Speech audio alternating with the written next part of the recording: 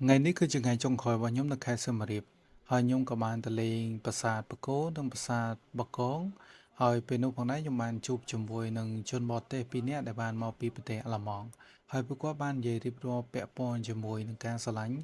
Này rầy thọ khmái chia bà xe đồng bón nâng khai sơ miệng tầng mù phòng này. 25. Okay, So stable on. Knyom Sam Sapun. Sam. Today we had Yeah. Call Secretary. Call Secretary. Call Secretary. Yeah, call Knyom Chmua Stefan. Stefan. Chmua Kmai, Sombat. Somebody. But- Oh my god. And how about you? I'm Julian. Julian. Yeah. You have my I name don't on Not have yet. a quite Not yet. yet. Nice to meet you, sir. And Nice to meet you also. Chúc Nia Bel Kraui. Chúc niไปក្រោយ ចឹងមានកាហ្វេប្រចាំហាងអត់ ចាបងកាហ្វេប្រចាំហាងគឺមានពីរ ខ្ញុំត្រូវការកាហ្វេលក្ខណៈចាស់ កាហ្វេចាស់មានបងកាហ្វេចាស់យើងពីររៀបផ្លោពីររៀបផ្លោនិងកាហ្វេ3ឆប់អាចស្រង់ជាគុំឡាតេ ហ្នឹងហើយ បងអ្នកអាច ពេលយកស្ករ10 ចាបង អរុនសួស្តីបងប្អូនទាំងអស់គ្នាជំរាបសួរថ្ងៃនេះផងដែរគឺជាព្រឹកថ្ងៃចុងក្រោយរបស់ខ្ញុំនៅខេត្តសៀមរាបខ្ញុំបានផឹកកាហ្វេហើយក៏បាន research ពាក់ព័ន្ធជាមួយនឹងប្រាសាទមួយដែលនៅជិតទីក្រុងសៀមរាបផងដែរគឺចម្ងាយប្រហែលខ្ទង់5-10 គីឡូម៉ែត្រទេបងប្អូនទាំងអស់គ្នាប្រាសាទដែលខ្ញុំទៅនោះមានឈ្មោះថាប្រាសាទបកោហើយជាមួយប្រាសាទបកងប្រាសាទបកោនៅទល់មុខប្រាសាទបកោនោះមានបងស្រីម្នាក់ដែលគាត់លក់ទឹកអំពៅអញ្ចឹងបងប្អូនទាំងអស់គ្នាអាចចូលទៅមើលទៅឃើញមានប្រាសាទពាក់ព័ន្ធជាមួយគាត់សូនទូចហ្នឹងជាច្រើនមែនតើមានដូចជាប្រាសាទអង្គរវត្តប្រាសាទលលៃប្រាសាទព្រះវិហារក៏ដូចជាប្រាសាទបកងផងដែរបងប្អូនអាចដាក់វិភាគកទានទីទួយសម្រាប់គាត់ត្រត្រង់នៅអីដែលគាត់បានសាងសង់ហើយក៏ដូចជាលើកទឹកចិត្តគាត់ផងដែរអ្នកនរគ្នាតិចគិតថាប្រាសាទអញ្ចឹងយើងអាចសាងសង់ចេញស្រួលៗមនុស្សដ៏មានការច្នៃប្រឌិតនិង creative ឬក៏ដូចជាស្នាដៃពាក់ព័ន្ធជាមួយនឹងការរៀនពីមុនមកបានអាចធ្វើអញ្ចឹងបានមនុស្សយើងធម្មតា 100% គឺធ្វើអត់បានទេ បងសុំផ្ញើម៉ូតូនឹងចូលមើលប្រាសាទ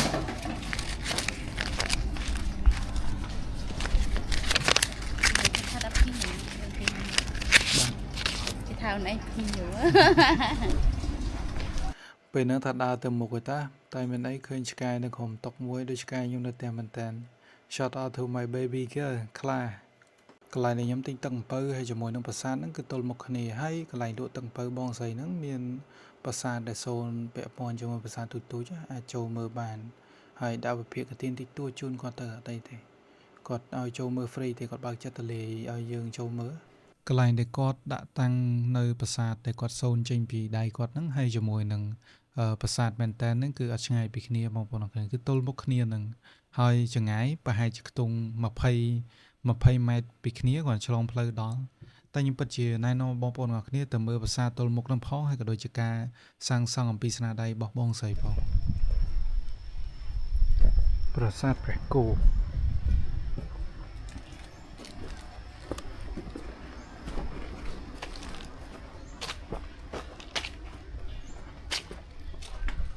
ខ្ញុំណែនាំឲ្យបងប្អូនទាំងអស់គ្នាពេលទៅដល់ប្រាសាទឬក៏កន្លែងណាមួយយើងទៅអានកន្លែងផ្លាកដែលគេដាក់ប្រវត្តិពាក់ព័ន្ធជាមួយប្រាសាទហ្នឹងដើម្បីឲ្យយើងយល់បន្ថែមកាន់តែច្បាស់ហើយពេលហ្នឹងផងដែរខ្ញុំបានដើរចេញពីហ្នឹងក៏បានជួបបរទេសម្នាក់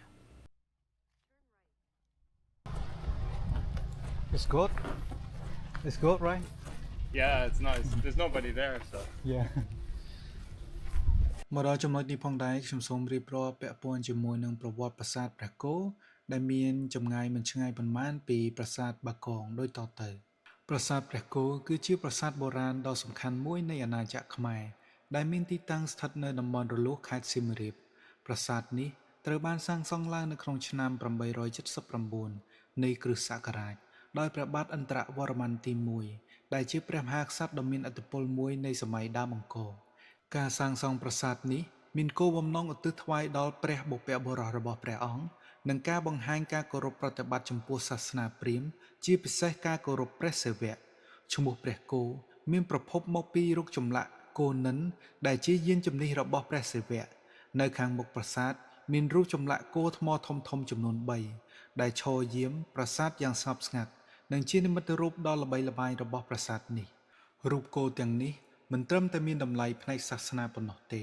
ប៉ុន្តែថែមទាំងបង្ហាញពីជំនឿនិងទស្សនវិជ្ជារបស់ខ្មែរបុរាណផងដែរប្រាសាទព្រះគោត្រូវបានសាងសង់ពីឥដ្ឋជាចម្បងដោយមានប្រាង្គសរុបចំនួន6រៀបចំជា2ជួរទ្វារសសរនិងផ្ទាំងថ្មភក់ ត្រូវបានឆ្លាក់លម្អដោយក្បាច់រចនាដ៏ល្អិតល្អន់និងប្រកបដោយសោភ័ណភាពស្ថាបត្យកម្មរបស់ប្រាសាទនេះត្រូវបានគេស្គាល់ថាជារចនាបថព្រះគោដែលបានក្លាយជាមូលដ្ឋានសម្រាប់ការអភិវឌ្ឍស្ថាបត្យកម្មអង្គរនៅសម័យក្រោយក្នុងប្រវត្តិសាស្ត្រប្រាសាទព្រះគោគឺជាប្រាសាទដំបូងមួយដែលបានសាងសង់នៅក្នុងរាជធានីហរិហរល័យដែលជារាជធានីដំបូងនៃសម័យអង្គរប្រាសាទនេះត្រូវបានបង្ហាញពីការរីកចម្រើននៃអរិយធម៌ខ្មែរទាំងផ្នែកស្ថាបត្យកម្មសិល្បៈសាសនានិងការគ្រប់គ្រងអាណាចក្រជាមួយនឹងភាពអស្ចារ្យនៃការសាងសង់និងស្នាដៃចម្លាក់ដ៏វិចិត្រប្រាសាទព្រះគោបានក្លាយជាសក្ខីភាពដ៏សំខាន់មួយនៃបេតិកភណ្ឌវប្បធម៌ជាតិសពថ្ងៃនេះប្រាសាទព្រះគោជាទីតាំងទេសចរណ៍និងការសិក្សាប្រវត្តិសាស្ត្រដ៏មានប្រជាប្រិយភាពទេសចរនិងអន្តរជាតិជាច្រើនបានមកទស្សនាទីនេះដើម្បីស្វែងយល់ពីអរិយធម៌ខ្មែរបុរាណនិងកោតសរសើរចំពោះស្នាដៃស្ថាបត្យកម្មដែលបានឈរជើងអស់រយៈពេលជាង1100ឆ្នាំប្រាសាទព្រះគោមិនត្រឹមតែជាសំណង់បុរាណដ៏អស្ចារ្យប៉ុណ្ណោះទេថែមទាំងមានមរតកដ៏មានតម្លៃដែលបង្ហាញពីប្រាជ្ញាជំនឿនិងភាពរុងរឿងរបស់អាណាចក្រខ្មែរនាសម័យអតីតកាល សឹងតែអត់ហ៊ានជន់អត់ចង់ឲ្យបាត់រូបរាងកន្លែងនេះបើខាងអាជ្ញាធរគាត់ធ្វើពាក់ព័ន្ធជាមួយនឹងចដើឡើងទៅលើប្រហែលជាល្អច្រើនព្រោះស្អីយើងអត់ចង់ជន់កន្លែងដែលមានរូបចម្លាក់បើសិនជាថ្មចេះខ្ញុំគិតថាអីតែកន្លែងនោះគឺមានក្បាច់រចនាអញ្ចឹងអាចថាយើងជន់យូរទៅវាអាចតែលុបទៅអញ្ចឹងណាកន្លែងនោះអាចថាកន្លែងគេដែលនំកលលឹងព្រះហេសុមានក្បាច់រចនាសាស្ត្រមែនតើហាមប៉ះក្បាច់អូខេហាមប៉ះក្បាច់ទេតាអូ my god បើសិនជានៅរូបគ្រឿងដើមមិនដឹងថាសាសនាអូមានសំស្ក្រឹតទេសុំថតមួយ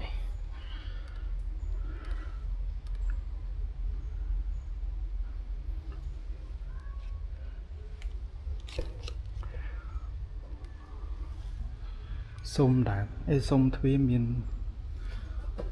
ពាក់ព័ន្ធជាមួយនឹងសំស្ក្រឹតអាចថាលុបកន្លែងខ្លះដោយសារតែអាយុកាលកត្តាធម្មជាតិភាពសំណឹកពេលដែលយើងប៉ះយូរគឺសឹកឯងអាស៊ីមីខ្ញុំថតវីដេអូច្រើនខ្ញុំគិតថាប្រហែលជាអាចមានបងប្អូនជាច្រើនដែរចូលចិត្តវីដេអូខ្ញុំ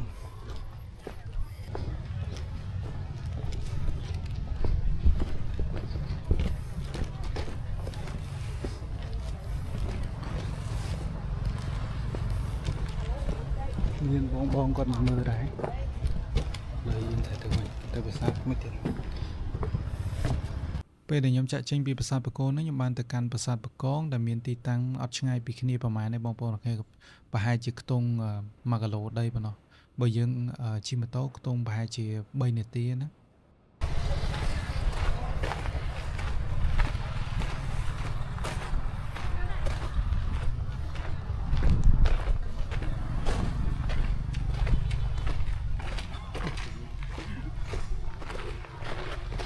ខ្ញុំសូមរំខានពេលបងប្អូនបន្តិចទៀតដើម្បីរៀបរាប់ពាក់ព័ន្ធជាមួយនឹងប្រាសាទបាគងដែលជាប្រាសាទមួយនៅក្នុងក្រុងហរិហរាល័យដូចគ្នាដើមនិងប្រវត្តិប្រាសាទនេះរៀបរាប់ដូចតទៅប្រាសាទបាគងគឺជាប្រាសាទបុរាណដ៏អស្ចារ្យមួយស្ថិតនៅក្នុងតំបន់រលួសនៃខេត្តសៀមរាបប្រាសាទនេះត្រូវបានសាងសង់ឡើងនៅក្នុងឆ្នាំ881នៃគ្រិស្តសករាជដោយព្រះបាទឥន្ទ្រវរ្ម័នទី1ហើយត្រូវបានចាត់ទុកថាជាប្រាសាទភ្នំដំបូងដ៏ធំបំផុតនៃសម័យអង្គរប្រាសាទបាគងគឺជាប្រាសាទរដ្ឋដំបូងរបស់អាណាចក្រខ្មែរដែលតំណាងឲ្យអំណាចនៃព្រះមហាក្សត្រនិងជាមជ្ឈមណ្ឌលនៃការគោរពសាសនាព្រាហ្មណ៍ការសាងសង់ប្រាសាទបាគងមានគោលបំណងឧទ្ទិសថ្វាយដល់ព្រះសិវៈដែលជាព្រះដ៏សំខាន់មួយនៅក្នុងសាសនាព្រាហ្មណ៍ប្រាសាទនេះត្រូវបានរចនាឡើងជាទម្រង់ភ្នំដើម្បីតំណាងឲ្យភ្នំព្រះសុមេរុដែលតាមជំនឿនិងមជ្ឈមណ្ឌលនៃចក្រវាឡជាទីស្ថានរបស់ព្រះទេវតាប្រាសាទបាគងមានរចនាសម្ព័ន្ធជាច្រើនជាន់សង់ពីថ្មភក់និងថ្មបាយក្រៀម នៅកណ្ដាលមានប្រាង្គកណ្ដាលដ៏ខ្ពស់ដែលព័ទ្ធជុំវិញដោយប្រាង្គតូចៗនិងគូទឹកធំទាំង4ទិសរចនាបថនេះក្លាយជាគំរូសម្រាប់សាងសង់ប្រាសាទភ្នំដ៏ល្បីៗនៅសម័យក្រោយដូចជាប្រាសាទបាពួននិងប្រាសាទអង្គរវត្តប្រាសាទបាគងស្ថិតនៅក្នុងរាជធានីបុរាណហរិហរាល័យដែលជារាជធានីដំបូងនៃសម័យអង្គរទីនេះជាមជ្ឈមណ្ឌលនយោបាយសាសនានិងវប្បធម៌ដ៏សំខាន់ដែលបង្ហាញពីភាពរីកចម្រើននៃអរិយធម៌ខ្មែរនិងសមត្ថភាពដ៏អស្ចារ្យក្នុងការសាងសង់សំណង់ធំៗ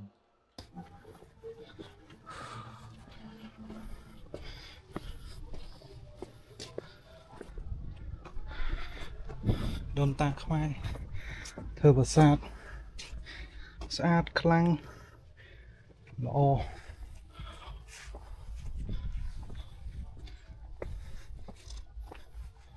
ធំមែនតើ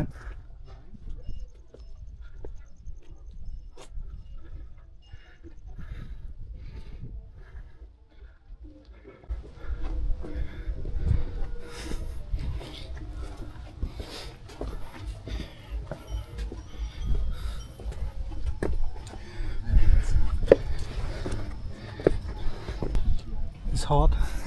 Oh, yeah, very hot today. Tired. But the wind is nice. Yeah. The wind is nice. Yeah. ក្តៅណាស់ក្តៅណាស់ is Khmer language. Are you from Cambodia? Yeah, Cambodia. Which part? Phnom Penh. Phnom Penh. Okay. Can I take? Yeah, of course, of course. So can we say this one? Yeah. It's a staple. Just use a stable. Are you on the man? 25. Okay. So So stable on. So stable. ខ្ញុំ30ពូន 34. And Oh, you can speak Khmer. 35 35. ជិកម៉ែតិច So where you from? ខ្ញុំមកពីប្រទេសអាល្លឺម៉ង់ Lamont. បងដូចគ្នាអាល្លឺម៉ង់ So how long did you stay in Cambodia? ខ្ញុំញ៉ាំកម្ពុជាពងខែរួយខែ But your Khmer is so good. ប៉ុន្តែច្រើន Speaking. ខ្ញុំស្រឡាញ់រៀនខ្មែរ Yeah. So this is your first time that you come here? For me, it is. I'm only visiting for 3 weeks. For me, actually, I just come first time that Siem Reap province. Oh really? Just the first time. Okay. 25 years old ago. Ah, Never been here. okay, wow, yeah. Yeah, but it's for me also first time this temple. Yeah. Like I've been to some others, but the Bakong is our first time. But actually, that I go to Angkor Wat Temple, Mhm. I'm very proud. And Yeah. I don't know how they bring the rock Mm. to upstairs and then build the temple. Yeah. It's a mystery It's a maybe. Question mark. Yeah. Yeah. You ride motor come here or? Yeah. Oh, brand motor, right? Yeah. Yeah. For me also, Ah yeah. $12 in one day Oh wow. per day. So how about you? I've been living in Siem Reap for a month. Yeah. And I had some friends, Oh. and I borrowed like the friend's bike. Oh, okay. So it's not like official rent, but Yeah, she yeah. was just like, $5. $5. Ah, slow. So. But also it's small and a bit. What model? It's a Honda Zuma. Oh, Zuma. Yeah, Zuma. It's also that motor is strong. It's strong. it's strong. Yes, But yeah. for two people, yesterday we went Phnom Kulen. Yeah. It was like full gas, but like slowly. Yeah. For me, I go to Phnom Kulen also, but it's not in near Phnom Kulen. It go to it's called Bang Milia Ah Temple. yeah, look here, Malia. Yesterday, right? Yeah. Yeah. Oh, I've been there yesterday also. Yeah, but we went there like After sunset. yeah. Maung Pramui. Yeah, I just Very late. Yeah, ខ្ញុំទៅម៉ោង5 Ah, okay. 5 yeah. Ah, then we just missed for like Yeah. maybe half an hour. Yeah. Half an hour. Yeah. You should be. I back to Phnom Penh Uh-huh. for this night at 7:35. Ah, But I don't want to go. I see. Yeah, I can understand. Yeah. I have to go back to Germany in 2 weeks. I also don't want to leave Cambodia. Yeah. I want to stay here. I don't want to go. I don't know also why. But I like is also Siem Reap is so chill. Chill. Yeah. It's down like Phnom Penh can be a bit busy. Yeah, too busy, too Yeah. much traffic jam. Yeah. And I think so like the Siem Reap Yeah. at the afternoon or the morning we can go to view Khmer culture or another temple. Yeah. But at night we can go to Pop Street Yeah, and yeah. chill like it's so like Yeah. And for also me it's my vibe. yeah, Yeah. and also like I love the whole Siem Reap River. Yeah. You have so beautiful lightings, and Yeah. it's like it feels so chill and welcoming. Maybe I think if I go back to Phnom Penh, maybe next month I will come again. Yeah. I don't know why I love it. Yeah, it is really. Yeah. For me, when I go to Battambang, I really like and favorite that vibe at that province. But right now I'm come to visit Yeah. Siem Reap also. Good. Like that also. And Nyachmai Sakada. Sakada. Yeah. Okay. You can call me my name. My nickname is Erin. Erin. Yeah. Okay. And you?ខ្ញុំឈ្មោះ Stefan. Stefan. ឈ្មោះខ្មែរសំបាត Sombat. Ba. Oh my god. And how about you? I'm Julian. Julian. Yeah. You have Khmer name I or don't Not have yet. a Khmer Not name. yet. just maybe I need the one name. Yeah. Yeah. កន្លែងចំណុចទាំងខ្ញុំខានតិចបងប្អូនទាំងគ្នាសារតែខ្ញុំនិយាយជាមួយគាត់ច្រើនមែនទែនពាក់ព័ន្ធជាមួយភាសាឬក៏អរិយធម៌ខ្មែរ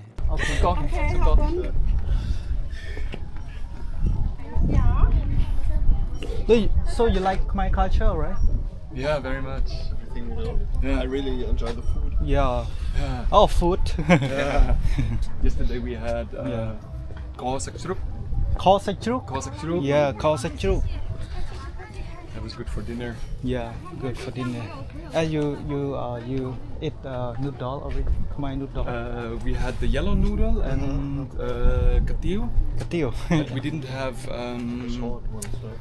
Uh, Salt. yeah, the short noodle, the lot. Oh, lot. Lot? Yeah, We lot. still have to try lot. Like, Yeah. I tried a lot because I've been in the last half year. Yeah. 4 months was in Cambodia, Oh, so I already had a lot of Khmer Cuisine. Khmer cuisine. yeah. So you need to test Khmer noodle. It's so yummy. Yeah. You can enjoy. Yeah, the temple. it was nice to meet Yeah, you. Yeah, Yeah. nice to meet you, sir. Nice to meet you. also. ជួបគ្នាពេលក្រោយ ជួបគ្នាពេលក្រោយ Yeah. Yeah. And put your ad that you loving my culture. Also. Yeah. We do. Yeah, very Thank much. you. Thank you. Enjoy your day. Yeah. So we got friendly and then happy to see that guy. He's so friendly. Got រស់រាយគាត់មកពីអាល្លឺម៉ង់ពីនេះ Oh my god ខ្ញុំពិតជាចង់ខ្ញុំនិយាយអង់គ្លេសអត់សូវបានល្អ so ខ្ញុំ ចង់ឲ្យពួកគាត់ឃើញថាអរិយធម៌ខ្មែរល្អមែនតើប្រវត្តិប្រាសាទហ្នឹងហើយខ្ញុំត្រូវទៅអង្គរវត្តទៀតម្ដងទៀតខ្ញុំគិតថាខ្ញុំចុះខាងនេះ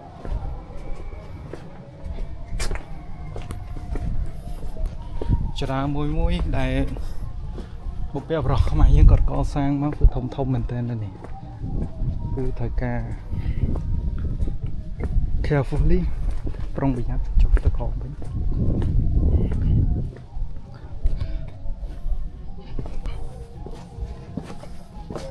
្ញុំគិតថាថ្ងៃណាមួយខ្ញុំនឹងអាចយល់ពីប្រាសាទខ្មែរបានច្រើនទោះមិនបានទាំងអស់ក៏ខ្ញុំគិតថាបាន 50% ទៅ 60 ឬក៏ 70% ដែរព្រោះខ្ញុំពិតជាមានមោទនភាពដែរកើតមកជាកូនខ្មែរហើយពោពេញទៅដោយអរិយធម៌វប្បធម៌ហើយនឹង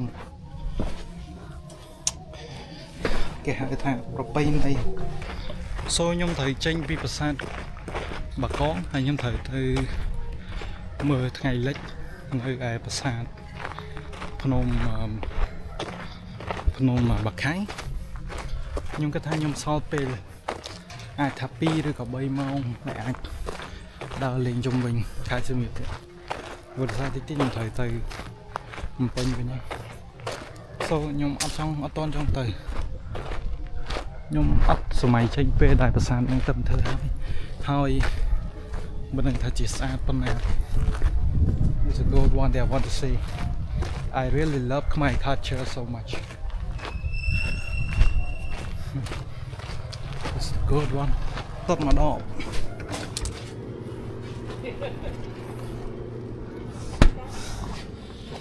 សុខទៅ